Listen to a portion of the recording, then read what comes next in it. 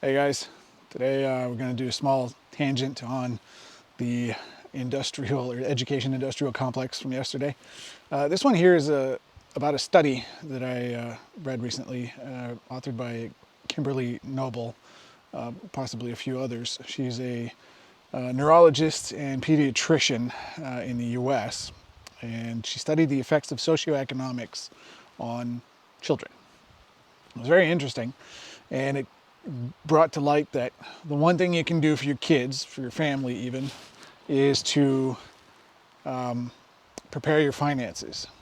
So I won't bore you with the neurology of the science too much, but the indications are that children born in higher income families have a different brain development.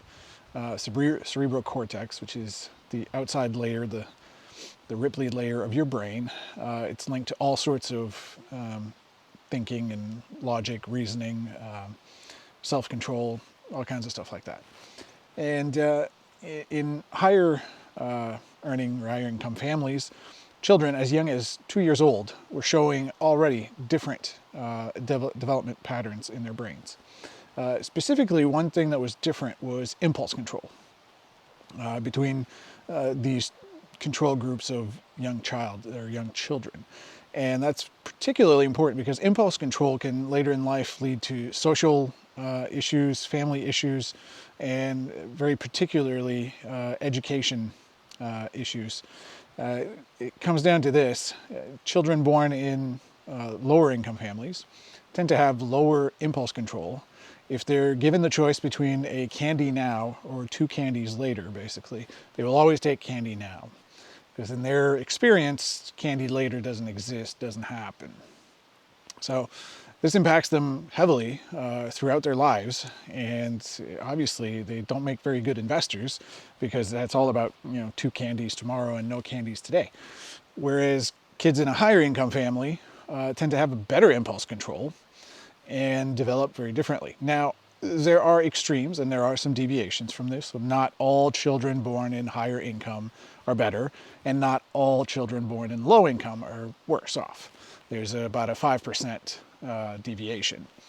Also, there are diminishing returns. So higher income, yes, definitely between a family that earns $25,000 and a family that earns $100,000, there will be a massive difference between these two kids.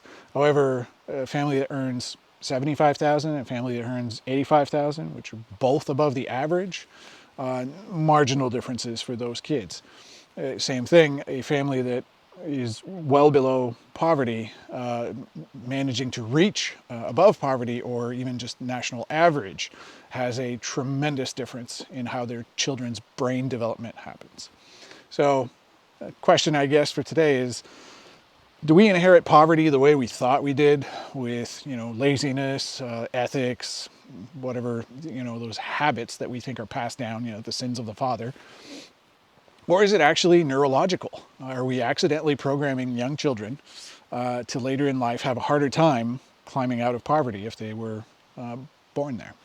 I don't really know. I just thought it was very interesting, and I think everybody should factor that in, especially before making the type 1 decision that is having a child.